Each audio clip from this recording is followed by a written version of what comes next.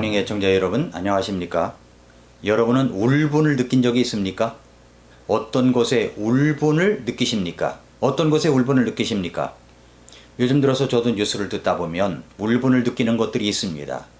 그것은 어린아이를 폭행하여 숨지게 하는 정인이 사건이나 또 요즘도 그런 비슷한 사건들이 나타날 때입니다. 뉴스를 듣게 되면 아주 분노가 치밀어 오릅니다. 무엇 때문에 저 사람들은 어린아이를 그렇게 폭행하며 숨지게 하기까지 하는 것일까? 뉴스를 듣다 보면 정말 우라가 치밀어 오릅니다. 어린이집에서 유치원에서 교사들이 폭행과 상식이 없는 돌봄의 모습을 보면 정말 울분이 일어납니다. 우리나라 교육부에서는 딴 일보다도 교사들의 인격적 자질 교육을 시키기 위하여 어떤 노력을 했는지 정말 교육부를 향해서도 울분이 일어날 때가 있습니다. 근간 우리나라에서 벌어지는 일들을 보면 정치인들의 행태를 보면서 많은 국민들이 울분이 일어나고 있다는 것을 볼 수가 있습니다. 코로나 전후를 볼 때 아마 정치인들의 뉴스가 가장 울분을 지속시켰던 것 같습니다. 소위 내로남불이라는 이 단어는 외국 신문에도 내로남불이라는 단어가 나올 정도였으니까 이 나라 정치 현실을 볼 때 정말 개탄스러울 때가 많습니다. 이렇게 우리나라 사람들은 어떤 것에 그렇게 울분을 쏟아냈는가 하는 것을 서울대학교 보건대학원 교수 연구팀이 2021년 한국사회 울분 조사를 한 결과를 발표했습니다. 지난 2월 24일부터 26일 사이에 전국의 19세 이상 성인 1478명을 대상으로 웹설문을 진행하는 방식으로 이루어졌는데 그 점수를 보니까 2018년과 2020년보다도 2021년이 더 증가했다고 나타내고 있습니다. 그렇다면 한국 사람들은 무엇 때문에 그렇게 울분을 커지는 것일까요? 그렇게 울분이 커진 것일까요? 했더니 소득 수준과 주택 소유 여부에 따라 울분 지수가 상당히 올라갔습니다. 그 중에서도 특별히 정치 정당의 부도덕과 부패에 대한 울분 지수를 보니까 2018년도에는 5위였던 것이 2020년도에는 3위, 2021년도에는 1위로 올라가 있습니다. 2위는 정보위, 그러니까 입법, 사법, 행정의 비리나 잘못 은폐이고 3위는 언론의 침묵, 왜곡, 편파 보도이고 4위는 개인 기업의 지배적 지위를 이용한 갑질이고 5위는 직장 내 또 학교 내 따돌림, 괴롭힘 그리고 차별, 착취였습니다. 2018년도에는 이것이 1위였는데 5위로 밀려나 있습니다. 정치 정당의 부도덕과 부패가 국민들의 울분을 자아내고 있다는 사실입니다. 모두 내로남불 때문입니다. 제가 이야기하는 것이 아니라 서울대학교 보건대학원 유명순 교수 연구팀의 2021년 한국사회 울분조사 발표에 나온 내용입니다. 지금 이 나라는 역병과 경제의 어려움으로도 울분이 나는데 그것보다도 더 큰 것이 바로 정치 정당이 국민들의 울분 지수를 높이고 있습니다.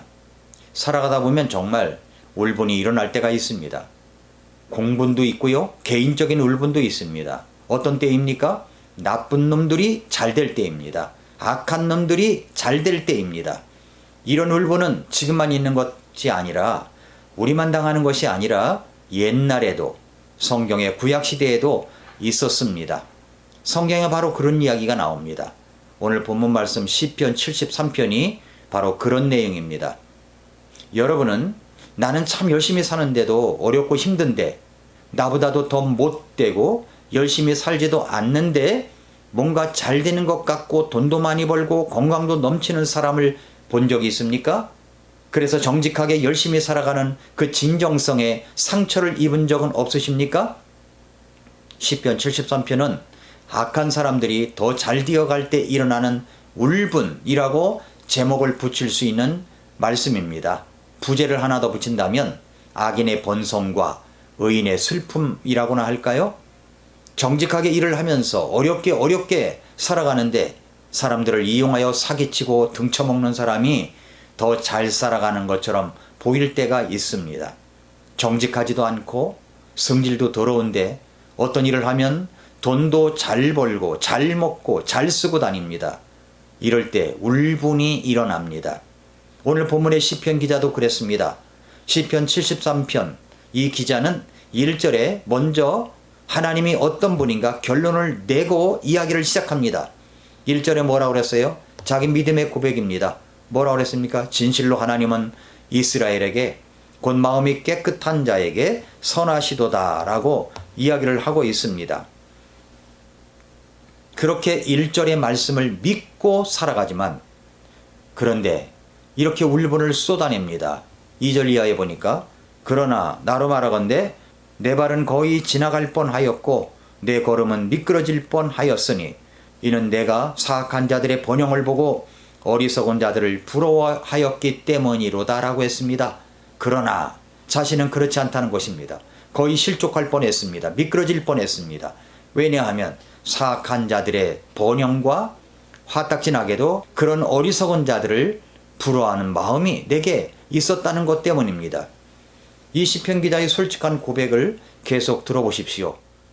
여기 시편 73편 4절부터 9절을 보면 그런 사람들은 그들은 죽을 때에도 조이는 끈이 없고 오히려 힘이 강건하며 다른 사람들같이 고난 중에 있지도 아니하고 다른 사람들같이 재앙을 당하지도 아니하나니 그러므로 교만이 사슬처럼 그들을 두르고 폭력이 옷처럼 그들을 감싸는도다.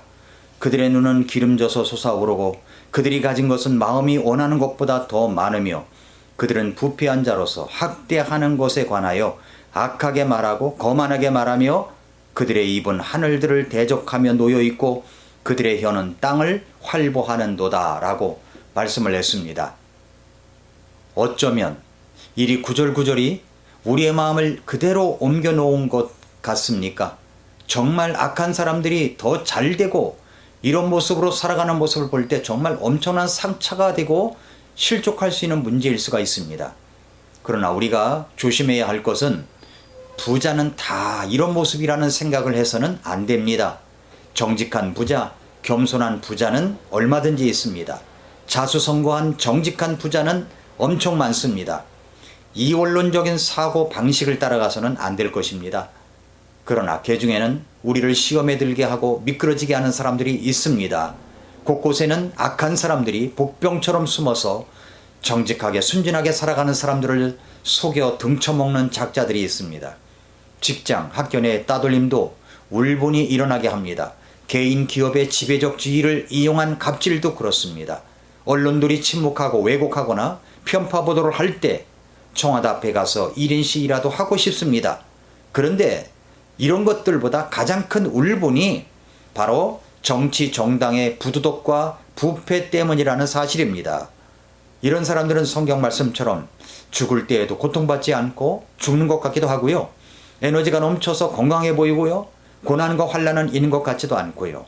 재앙도 없는 것 같고 얼마든지 잘 먹고 다니는지 얼마나 잘 먹고 다니는지 눈이 기름져서 솟아오르고 별로 원하는 것 같지도 않는데 많은 물질이 그들을 따라다니며 악함과 거만함이 하늘을 찌를 듯합니다.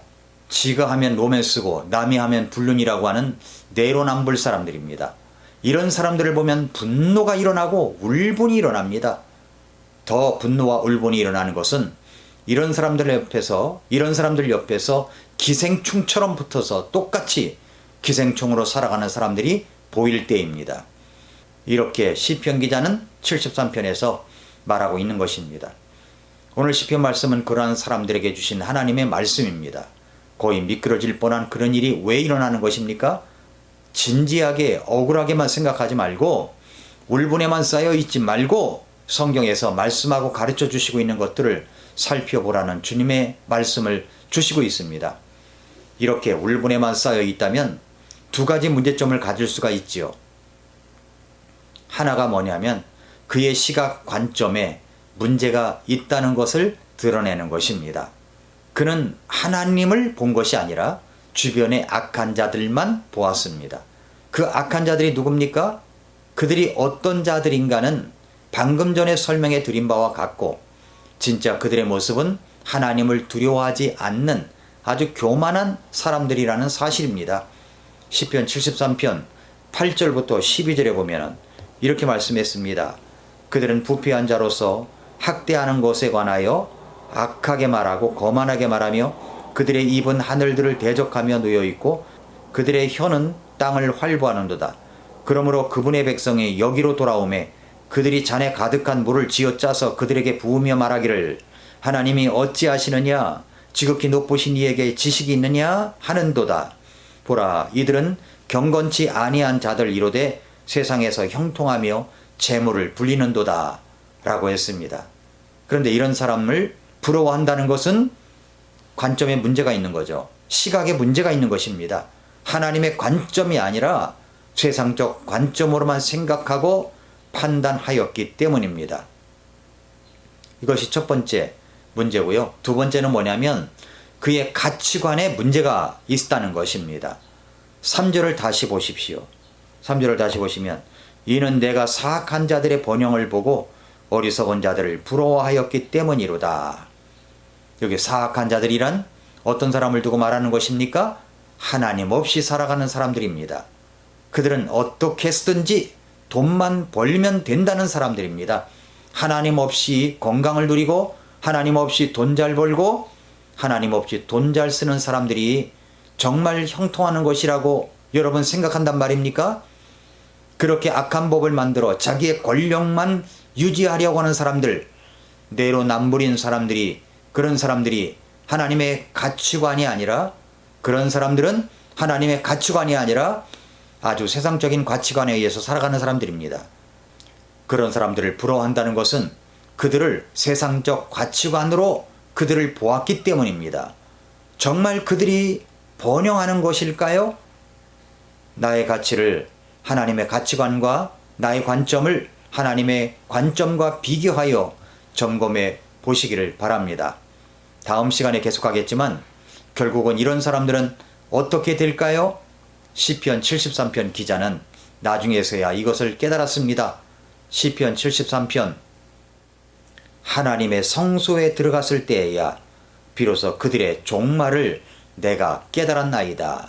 그 깨달음이 무엇입니까? 그들의 종말을 깨달았다고 이야기합니다. 그 깨달음이 무엇일까요? 다음 시간에 계속하겠습니다. 오늘도 미라클 모닝입니다.